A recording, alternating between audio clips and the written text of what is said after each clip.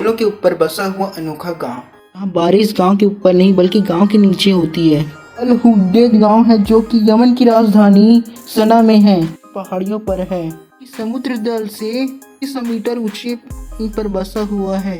बारिश के लिए बादल तो बनते हैं लेकिन इसके नीचे ही बरस कर चले जाते हैं। ठंड के समय बहुत ठंडी करती है, लेकिन जैसे ही सूरज की किरणें इस गांव पर पड़ती है वैसे ही बहुत ही ज़्यादा गर्मी करने लग जाती है। पर्यटक इस खूबसूरत नज़ारे को देखने के लिए आते हैं। जाने पर आपको लगेगा जैसे कि आप बादलों के ऊपर बैठे हैं। अब इस गांव में जाना चाहेंगे कमेंट करके जरूर लाइक सब्सक्राइब ऐसे वीडियो